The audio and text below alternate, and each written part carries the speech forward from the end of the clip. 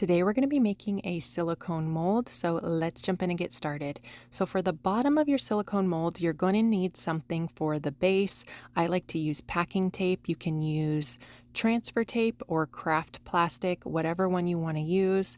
I always have packing tape on hand, so I just use my packing tape because it's easy for me.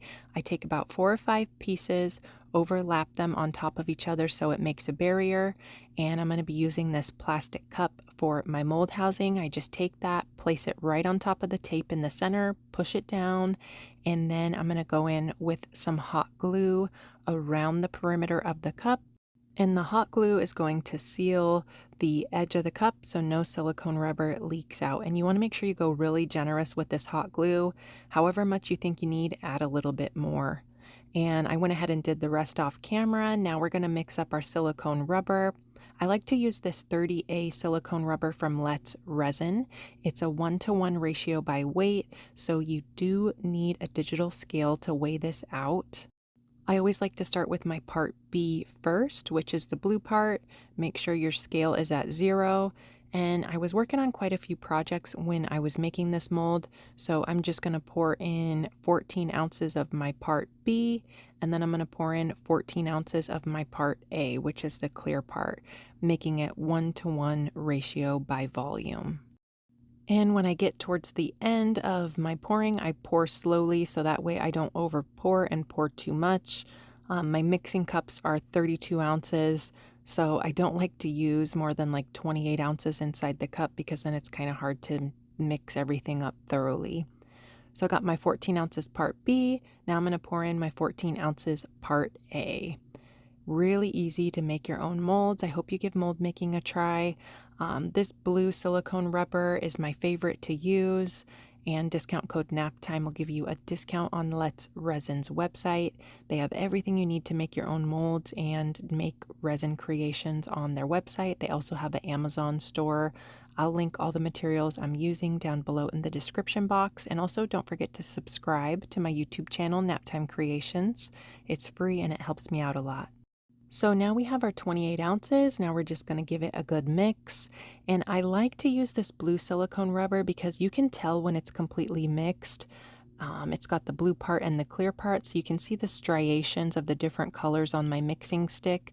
I always mix for 5 minutes, and when it's completely mixed, everything is going to look a uniform blue color. You're not going to see any striations of the clear running through the blue when you're mixing. So after I mix for 5 minutes, I run it through my bubble remover machine. This machine is great for getting rid of bubbles in your resin and your silicone rubber.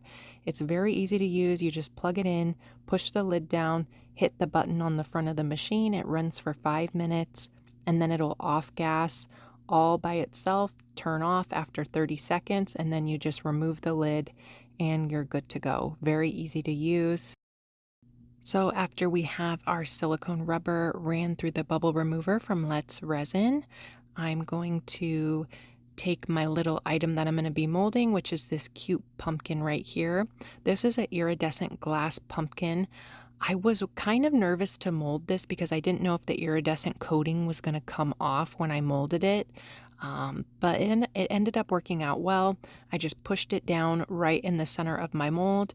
You want to make sure there's an even amount of space around the item that you're molding inside your mold housing, so center it as best as you can, and then you just start pouring in your mixed up silicone rubber. Very super simple and easy to make your own molds. This mold ended up taking about 16 ounces to do completely. So if you just wanted to make something like this, it would be 8 ounces of your part B and 8 ounces of your part A to make 16 ounces total.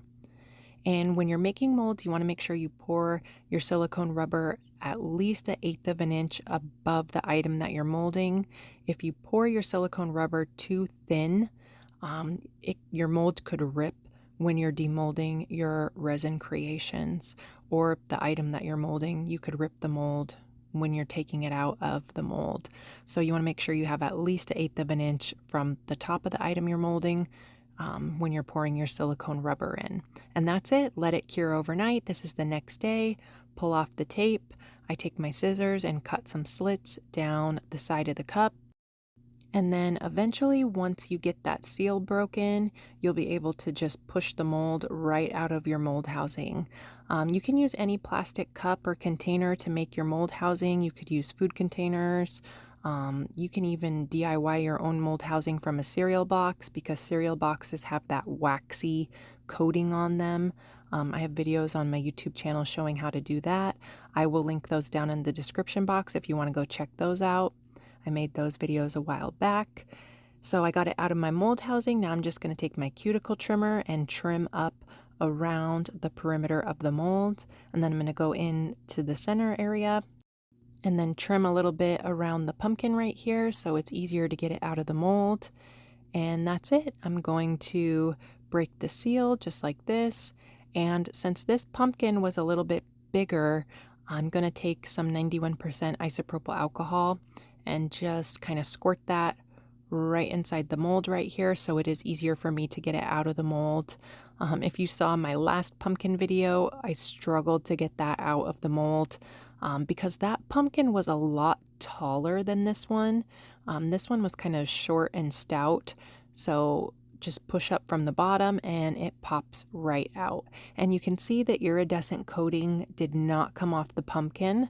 I was worried about that. I was like, is this gonna come off the pumpkin and transfer to the mold? But it ended up working out perfectly. This is going to be a beautiful mold for a resin casting where you could make your own pumpkins.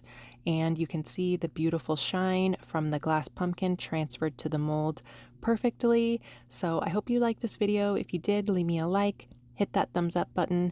Don't forget to subscribe to my YouTube channel, Naptime Creations, and check out Let's Resin.